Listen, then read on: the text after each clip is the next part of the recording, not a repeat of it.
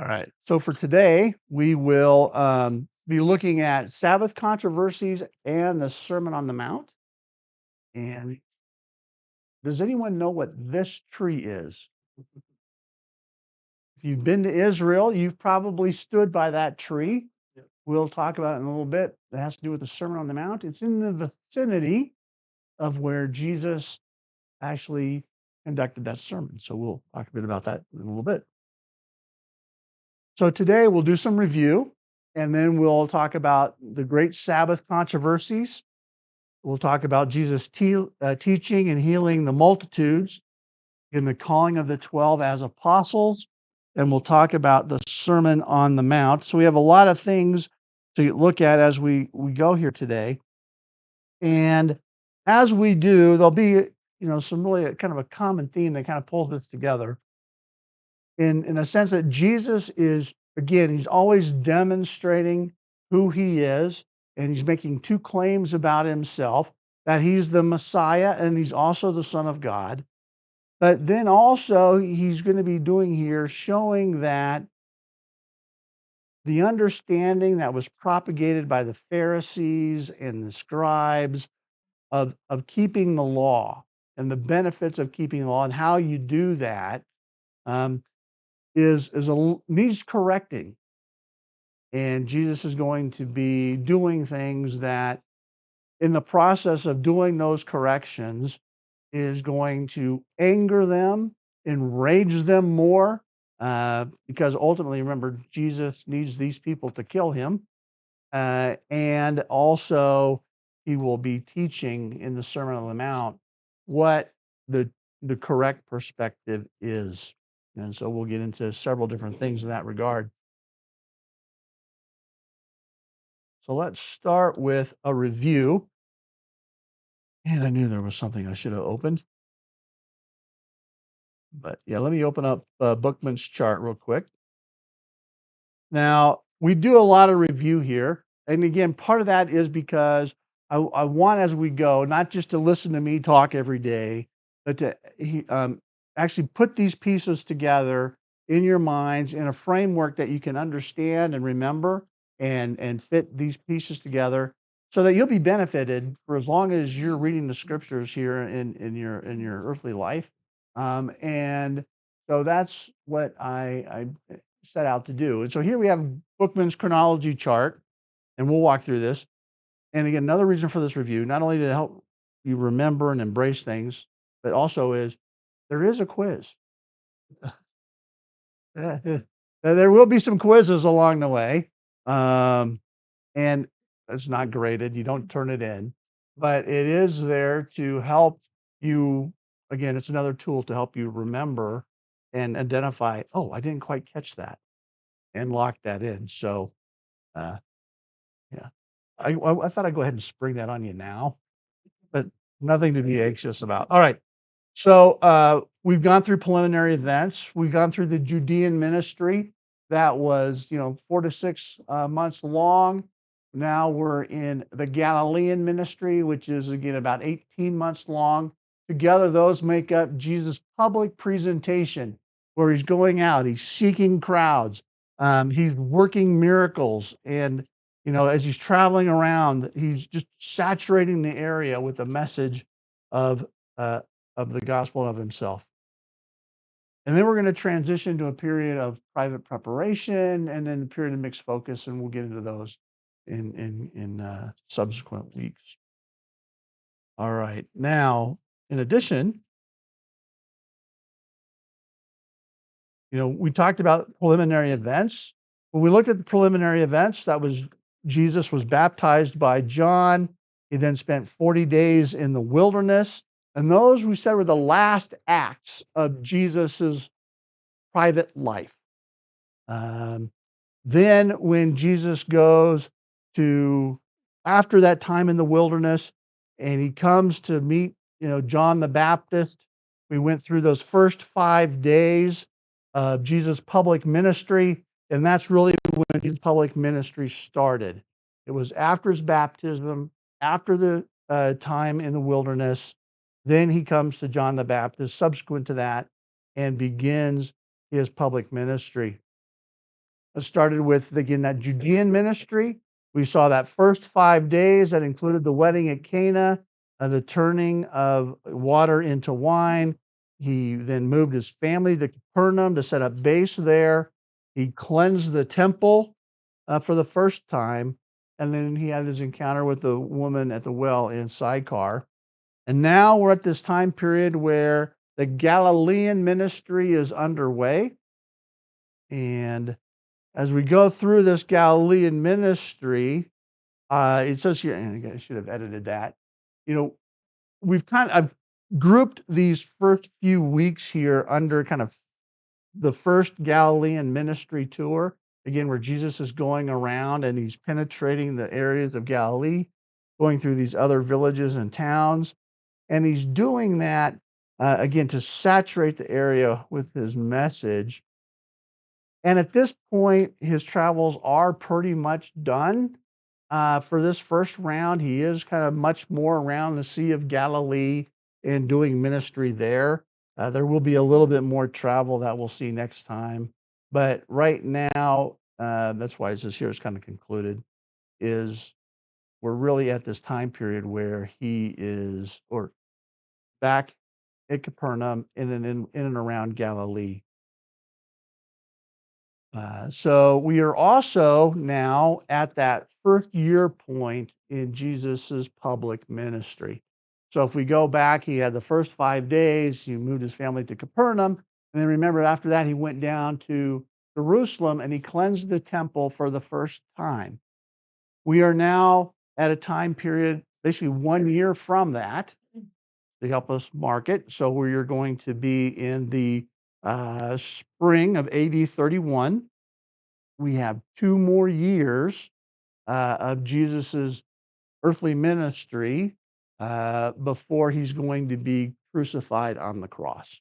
So that kind of keeps you in mind of where we're at. Now, again, we have these themes that Jesus is that we want to follow here. First one is that Jesus is making 2 claims about himself. As I mentioned, he is the Christ. He is the Messiah of Israel that they're looking for. But he's also the Son of God. And remember, the Jews have no problem with Jesus being their Messiah, the king that they're looking for. But they have a big problem with Jesus claiming to be the Son of God. But the Romans is just the opposite. They have a problem with Jesus being a king. They could care less if he's a god. They have all kinds of gods. And that's a theme we will continue to repeat as we go. But he's validating his claims by the miracles that he works. And he's become extremely popular and can no longer go anywhere without drawing a crowd. And the large crowds now are no longer just coming to Jesus, they're also following him from place to place. People are claiming to believe in him, but with a few exceptions, their belief is shallow, superficial, and it's not genuine so as to save. And the religious leaders are becoming increasingly upset with Jesus. All that sets the context for where we're at today. This whole period, again, is summarized in Matthew chapter 4, verses 23 to 25.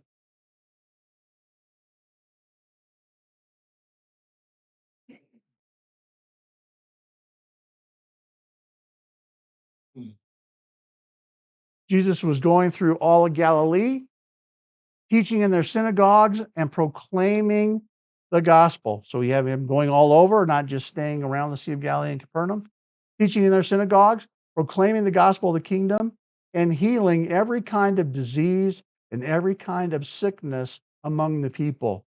So he's teaching, he's healing, working miracles.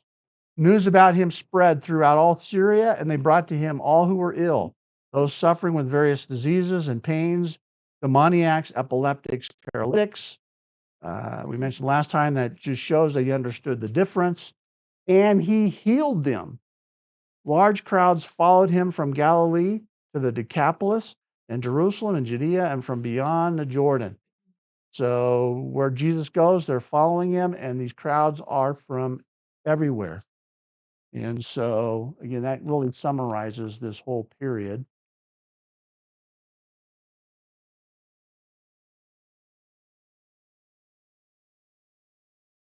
Mhm.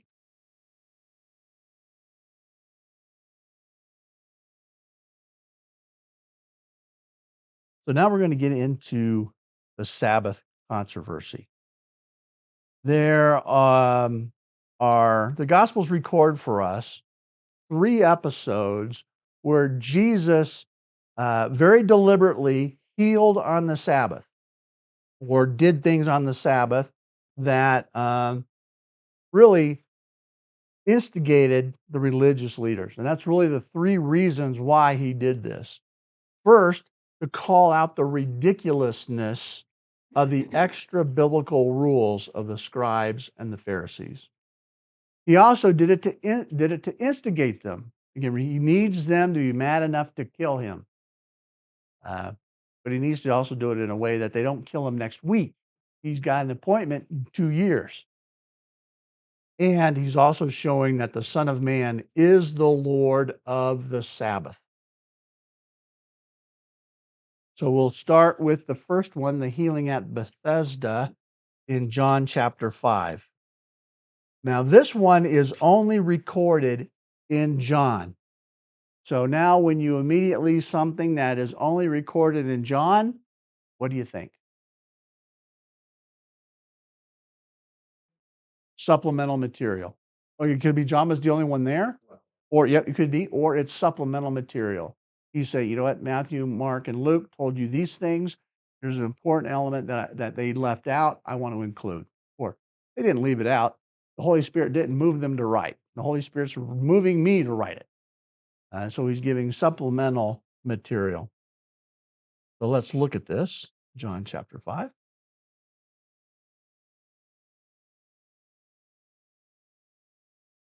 Right. So after these things, there was a feast of the Jews, and this is not the Passover, most likely. This is known. This feast is known as the unnamed feast. We're not told which feast it is. So there's speculation. Some will want to say it's a Passover. I think it's most likely the Feast of Purim, which was instituted by in Esther after people celebrated their not being wiped out. So the feast that was established in Esther, Purim, that's most likely what this is. And we'll move on. Now there is in Jerusalem by the sheep gate a pool, which is called in Hebrew Bethesda, having 5 porticos. And these lay a multitude of those who were sick, blind, lame, and withered. Now we have brackets here. And of course, when we see this bracketed section, this is a portion of the text that is doubted that it's authentic. A little bit of textual criticism here. Our earliest manuscripts do not include this phrase. Um, and at another time, I'll show an example. Like I have access to like online to some of the documents and stuff. So I'll show you those later. But uh, for here, what we're looking at is something that a scribe probably added to clarify um, at some point when they maybe were a little bit more free to do that. There could be other versions, but all in, there's some doubt that these words were authentically from John's pen. Um, but I mean, it does give us some information why they were there. They were waiting for the moving of the waters from an angel of the Lord, went down at certain seasons into the pool and stirred up the water. Whoever then first, after stirring up the water, stepped in and was made well from whatever diseases with which he was afflicted.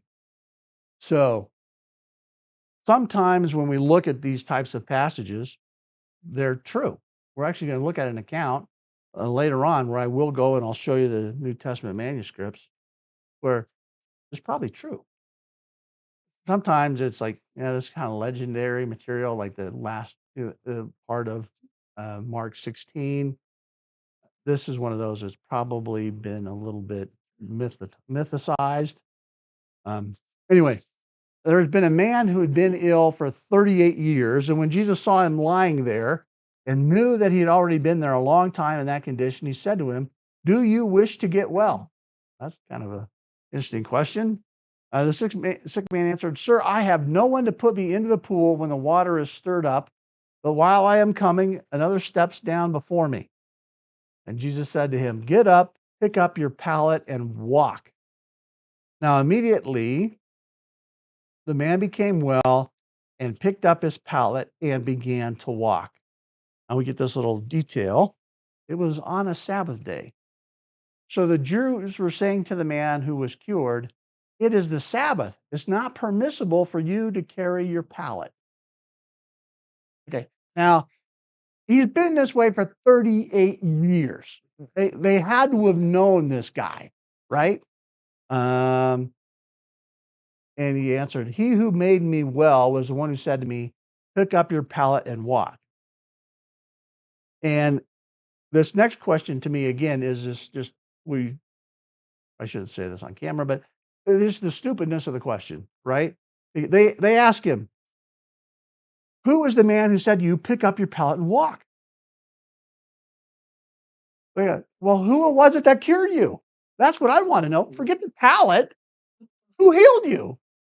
And so they're totally in the wrong place. And John is showing this that their heart is just in the wrong place.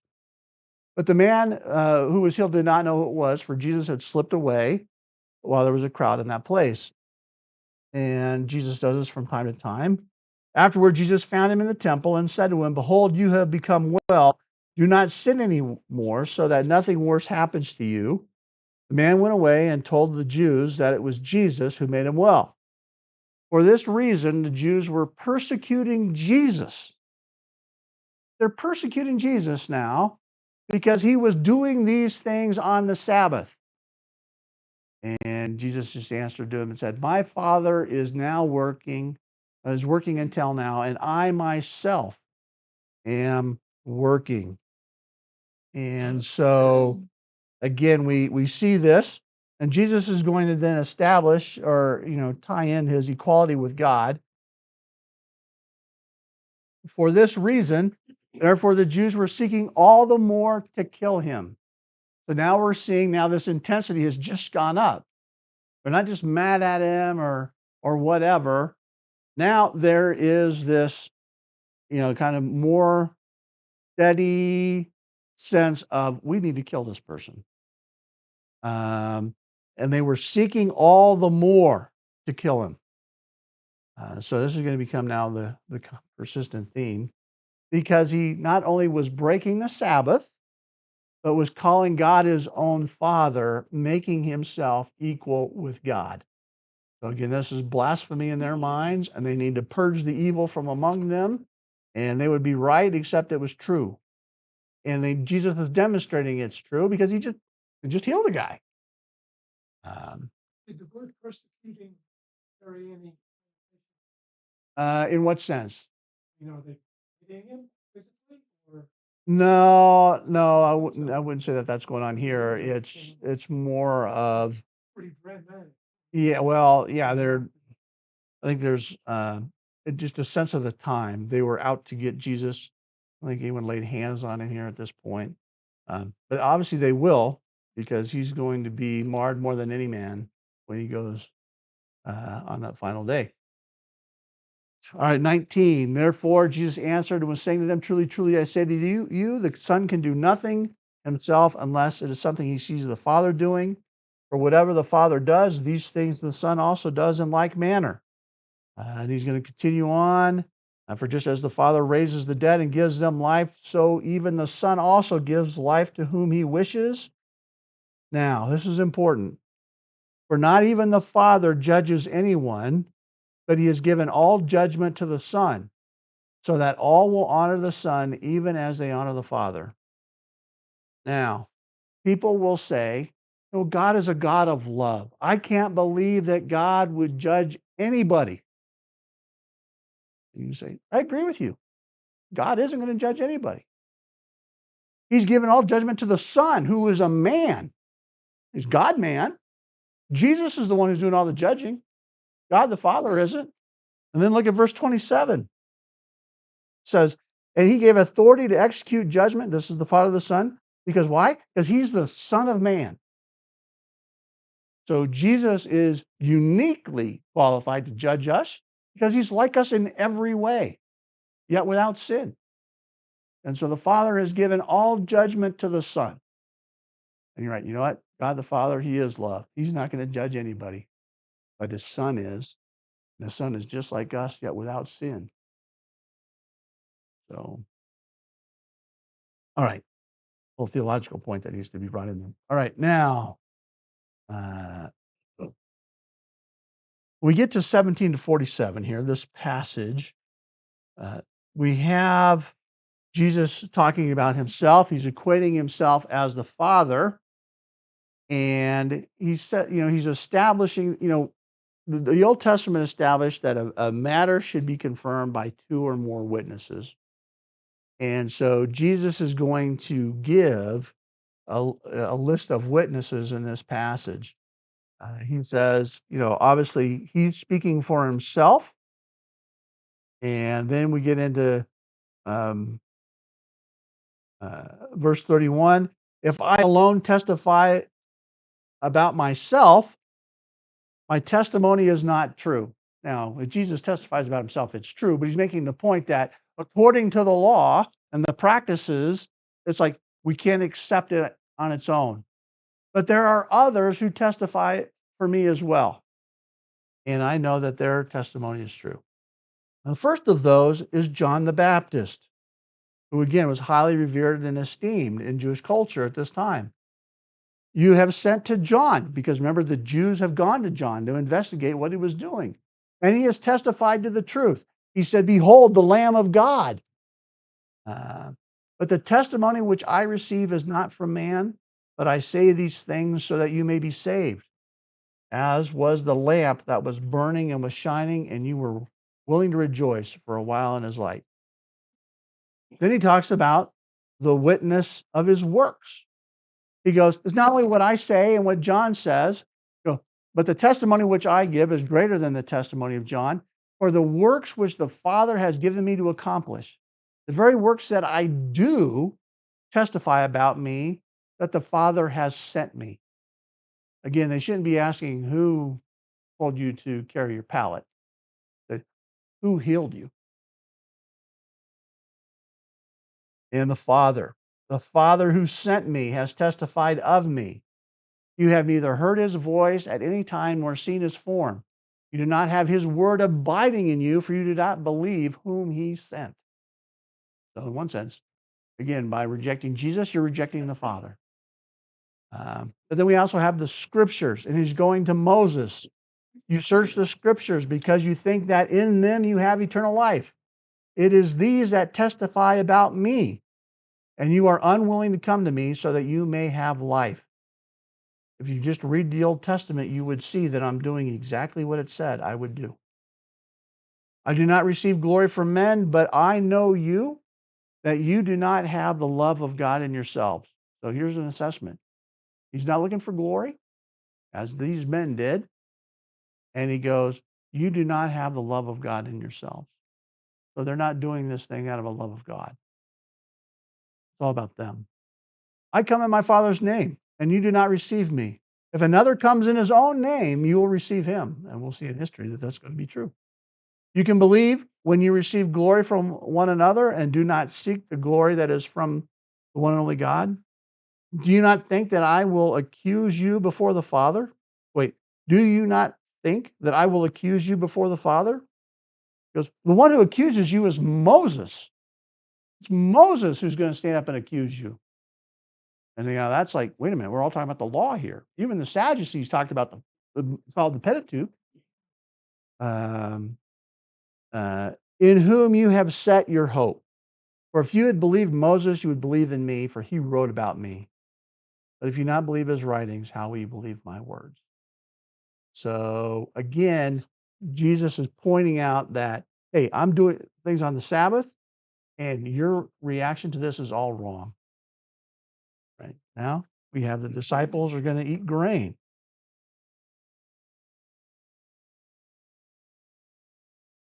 So here we'll go to Luke chapter 6. This corresponds to the springtime.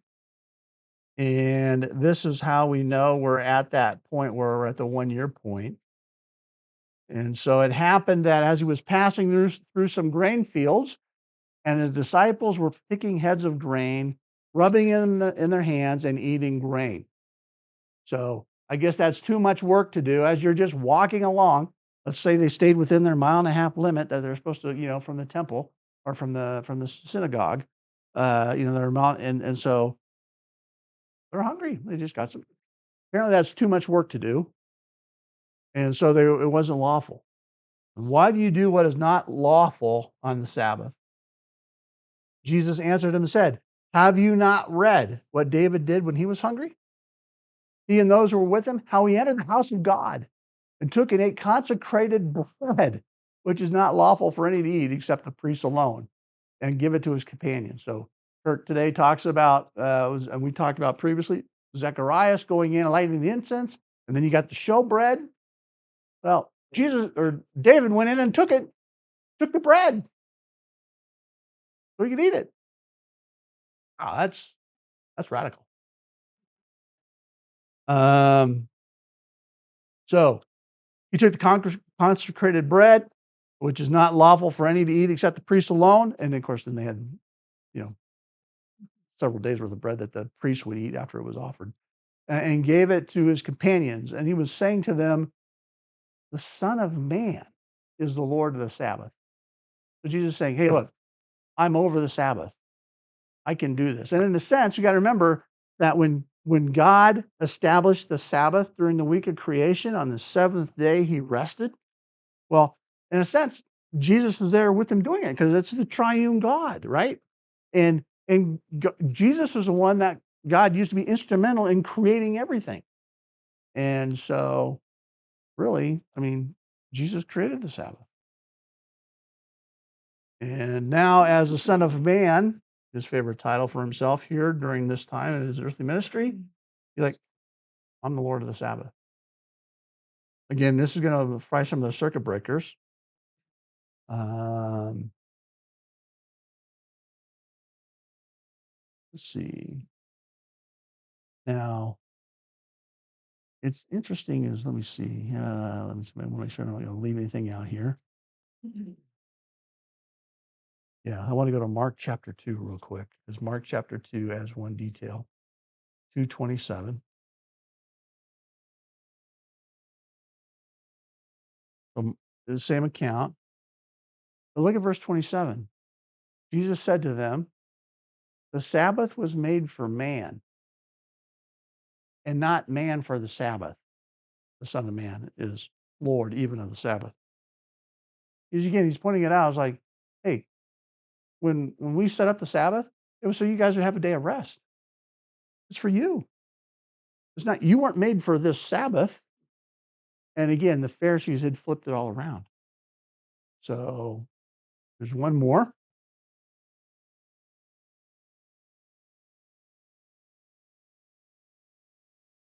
And this is the healing with a man with a withered hand. See this again in Luke 6.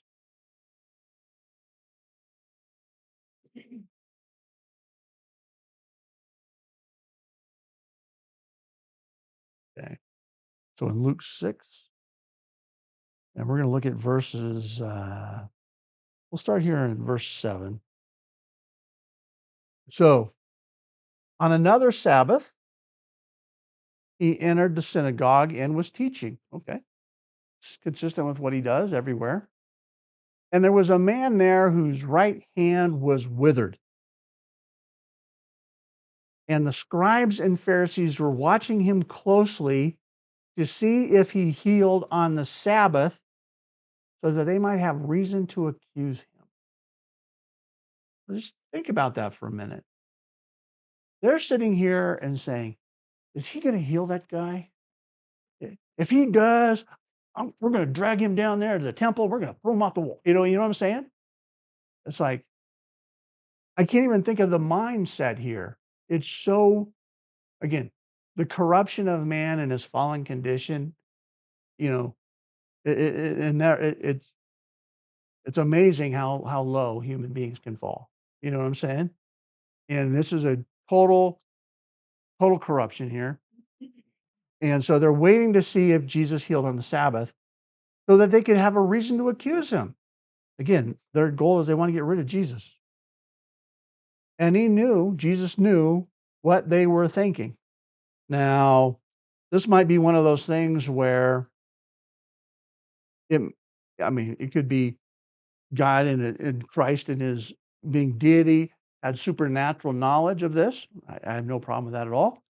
It could also be that it's pretty obvious what these guys are doing. You can tell by the expressions of their face, and they're looking over at the guy with the hand, and like Jesus knows what they're thinking because you can just tell, right?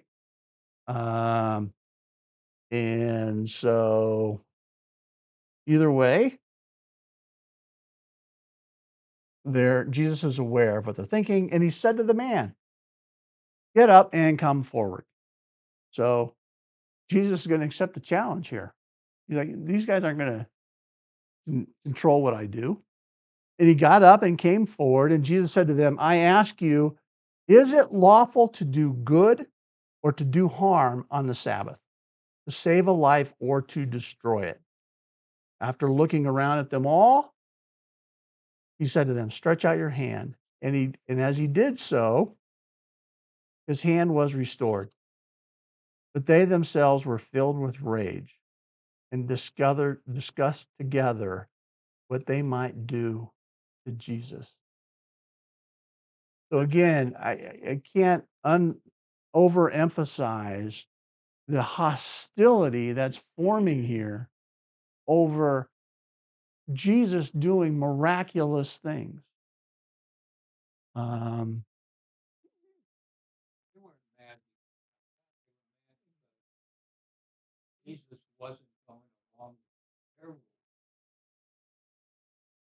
well, I would say that they're putting their rules above what Jesus is doing. That would probably be the better way to think of that. Yeah. When are they discussing how to kill Jesus? Starting they're breaking. Yeah. Well, I guess if they don't do any work, it's okay to plot to kill somebody. You just can't actually do it. Okay. At sunset, we're going to throw him over the wall. Yeah. All right.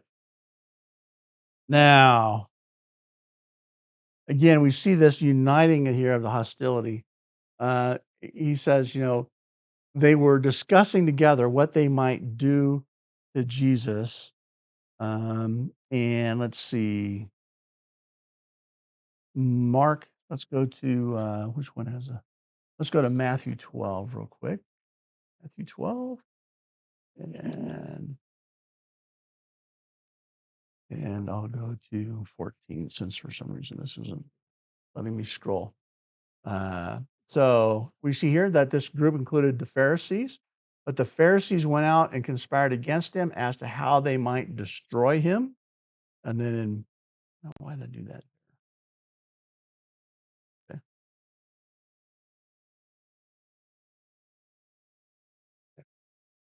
Then in Mark, we'll go to Mark and we'll look at Mark chapter 3, verse 6. And here, and he stretched it out his hand, and his hand was restored. And the Pharisees went out immediately, began conspiring with the Herodians against him as to how they might destroy him. So now we had the Pharisees, the scribes are a subset of the Pharisees.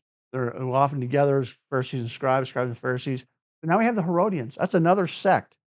Remember, there's several Jewish sects. There's the Sadducees, there's the Pharisees, there's the scribes, the Essenes, the Zealots. There's also the Herodians. The Herodians were much aligned with Rome and the Sadducees. They're kind of people on Herod's side of these things, and they were typically not. Uh, well, the Pharisees and scribes are nationalistic. These are not. They're not. They're typically rivals to the Pharisees and the scribes. So again, what we have here is these Herodians who are in camp with Rome, and they're in with Herod, and the Pharisees and the scribes who would typically be totally against everything they stand for, and now they're working together. And so that's the significant piece here is we're seeing these different groups that are normally hostile to each other. This would be like, the Democrats and Republicans coming together, to well, on something that they disagree on. Yeah, right. I'll limit the political framework to that. All right.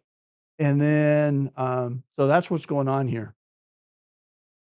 And it's starting to gel. And that'll become more so because remember, in order for Jesus now to be prosecuted because of the crowds, Rome has to do it. In order for Rome to do it, as long as Jesus doesn't go out and say, "Yeah, I'm the king of the Jews," in a way that's going to start an insurrection, which is why he's very careful not to say that. So as long as he doesn't do that, Rome has no reason to care. But when it comes time for Jesus to get presented to Pilate, it has to go through the Sanhedrin. That's the Sadducees and the Pharisees have to be in agreement. The Republicans and the Democrats have to vote unanimously, basically, on a piece of legislation. Is what we got to get to. So we're starting to see now how this is working together to, you know, yeah, the groups they're starting to form here, this coalition. All right. So those are the three things on the Sabbath that are recorded for us in the Gospels. And again, it's just showing how we have this beginning, this unification of hostility between the various leadership groups within Israel. And now we have the healing and teaching of multitudes, and also we're going to have the calling of the 12. Now, in we'll go to Mark chapter 3. We'll continue on there. Jesus withdrew from the sea with the disciples, and a great multitude from Galilee followed, and also from Judea and from Jerusalem and from Idumea and beyond the Jordan and the vicinity of Tyre and Sidon. A great number of people heard all he was doing and coming to him. So again, people are coming from all over. He told the disciples that they should get in a boat and stand ready because of the crowd, so they would not crowd him. Because he's getting, I can't talk because there's everybody around me, so he could get away. He healed many, with the result that those who had afflictions pressed toward him in order to touch him, and whenever the unclean spirits saw him, they would fall down before him and shout, "You are the Son of God." And he earnestly warned them not to tell who he was. So again, that's just going on there. We looked at Luke, or Matthew's account is going to be a reference to Isaiah, and how even the greatest response here is actually going to be to the Gentiles. The Gentiles are going to respond to these things that Jesus does more than the Jews do in a saving way. Then we're going to have the calling of the 12. And so we'll go to Luke chapter 6, verse 12. And Sorry, Tim, what was the Matthew chapter? that's going to be Matthew chapter 12, 15 to 21.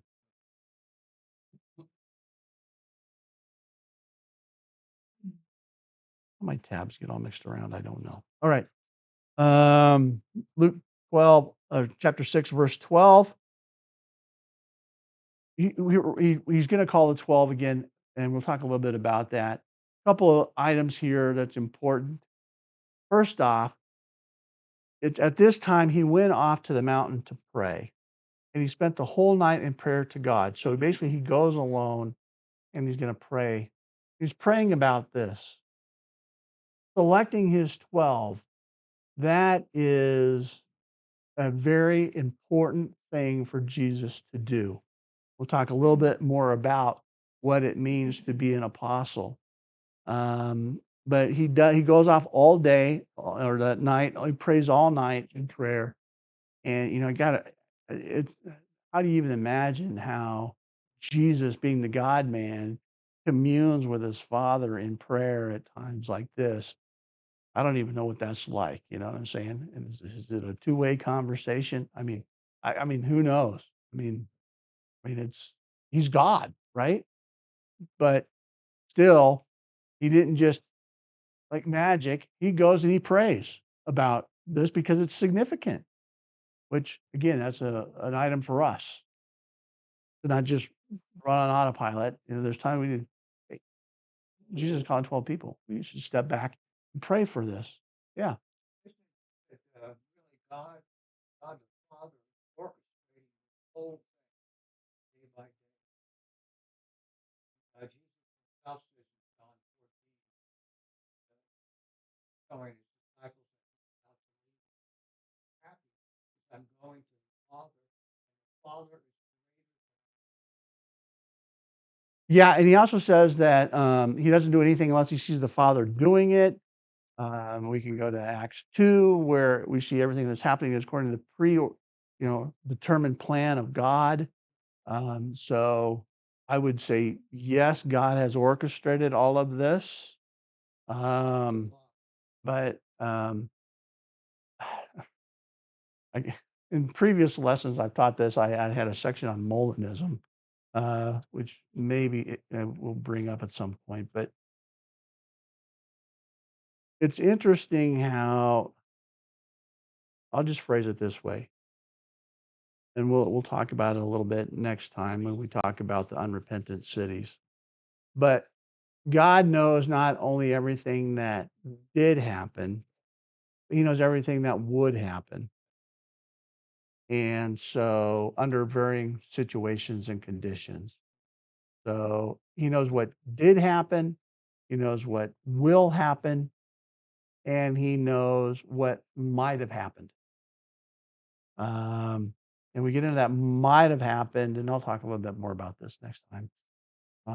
We get into this concept of middle knowledge. To your point, I don't want to say that that this is done in a robotic fashion. I believe man has a libertine free will. Um, I don't know how that works with God's sovereignty. No human does, other than Jesus. Um, so I don't want to say that none of these people had choices. They were just following a role in a script that God wrote out for them. They all, through their own independent actions, did everything that God knew, desired, wanted. Maybe He didn't like their sinful paths that they picked, but they were aligned with God's purpose, and God's ultimate plan allowed certain things to occur. But nothing happened outside of what God ordained or allowed. Okay, all right. All right, now when we get to where are we at here? He calls the 12. Now, let me just take a minute here and talk about what it meant. So, in the morning, he calls 12 to come to him. He names them.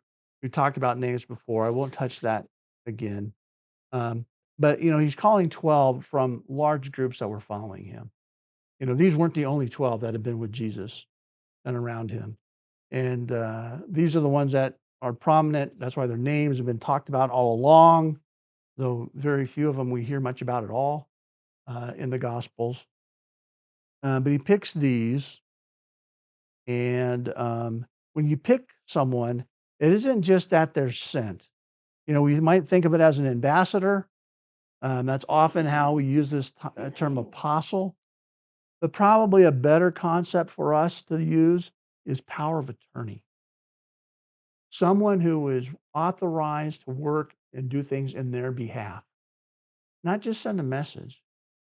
Jesus empowers them to work miracles, um, to raise the dead, various things that Jesus gives them to do, ability to do.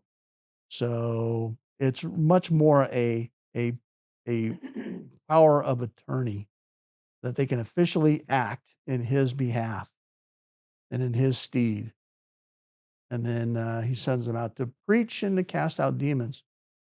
So now we come to the Sermon on the Mount. We have 10 minutes. So I'm going to just start this because I don't want to rush through it.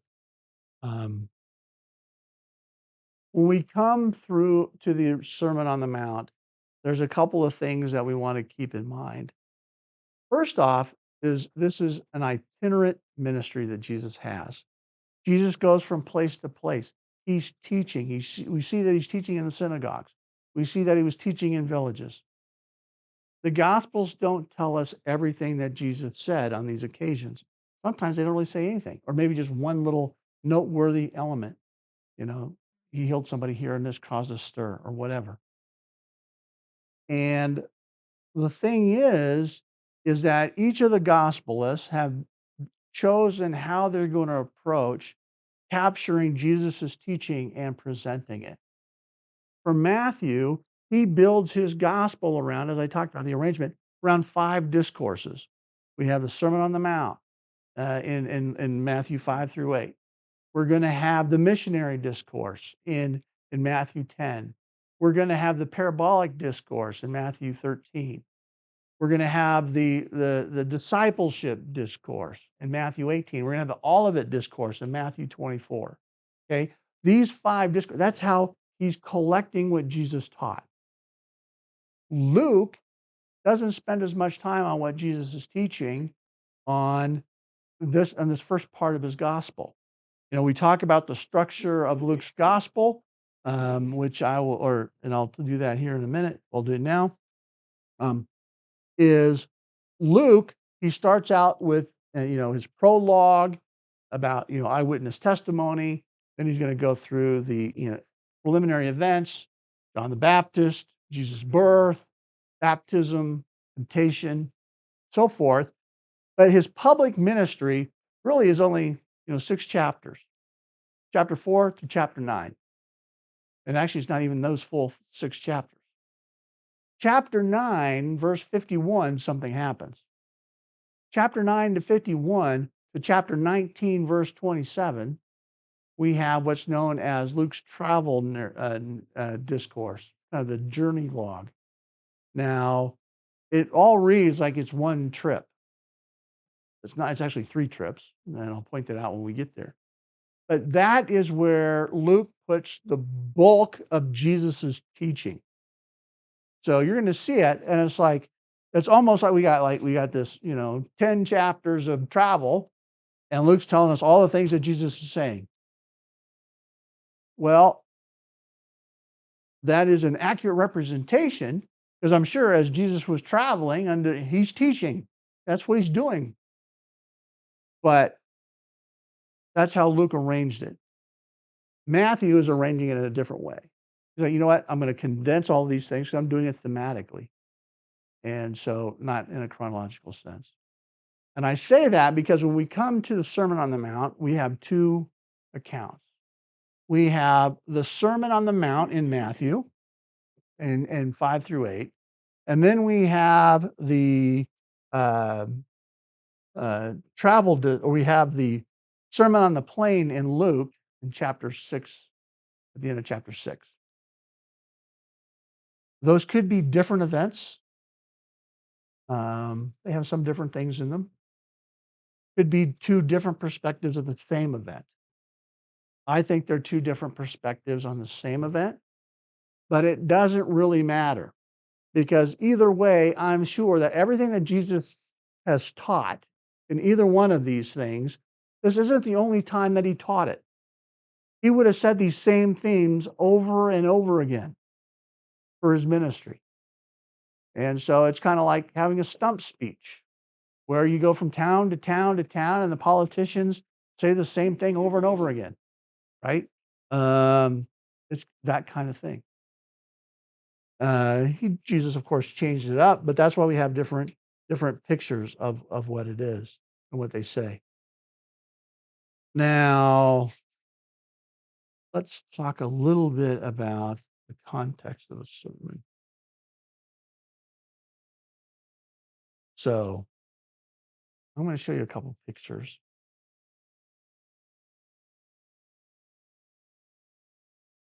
I'm going to start here. So this is the plain where people would have been gathered there on the top of that hill. I believe that's, yeah, right here. This is the cathedral of, what do they call it? It's 8. It's got the number 8 in it. I think in Italian or Latin, because there's 8 beatitudes.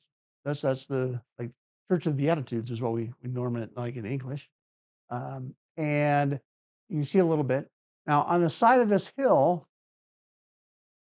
up here a little bit, is where Jesus would have stood to teach. And this tree is up on this hill, looking, from by that tree, looking down. That's the plain we were just looking at. Now, unfortunately, it's all agricultural area now. But we kind of really have this inverse effect of the amphitheater. You see how we have this flat area and then it goes up? Oh, we looked at the amphitheater last time. Well, and how that is characteristic of the Sea of Galilee everywhere. This is an oral culture. So they know about places like this where they can go and speak. And so Matthew's going to say that Jesus went up on the hill. Let me just go ahead and do that. Matthew chapter 5.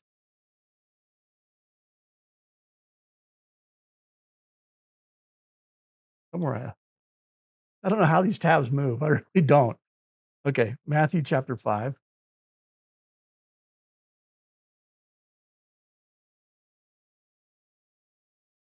Okay. When Jesus saw the crowds, he went up on the mountain, and after he sat down, his disciples came to him, and he opened his mouth and began to teach them, saying, so here it's like he's focusing on his disciples, but everyone around is going to hear. So that's how, there's 2 points of reconciliation here, the audience of the message, as well as the location. Matthew has them up on the mountain, and also he's focused on the disciples. But everywhere you go, reading Matthew's account in 5 through 8, you can tell he's talking to crowds. We can go to the end of chapter 7. The crowds are there. It specifically mentions the crowds. So Jesus is teaching to the disciples, but we're probably sitting next to him. But he's doing it in a way broadcasting so the whole crowd could hear. It'd be like if I want to just focus on my lesson here on the people in the front row. I'm doing it in a way that everybody here is going to catch the message. Okay, next we go to Luke. One of these tabs has Luke. Luke chapter 6. So, turning his gaze at his disciples. We've got the Beatitudes. Where do we have where he talks about where he's going? Yeah, verse 17. Yep, Luke 6:17. Okay. So, there we go. Jesus came down with them and stood on a level place where there was a large crowd of disciples and a great throng of people from all Judea and Jerusalem and the coastal region of Tyre and Sidon, who had come to hear him and be healed of their diseases. So I would take that to mean that Jesus is somewhere up on the hill and he comes down to one of these little level places there to stand from to speak. Again, these things can be reconciled.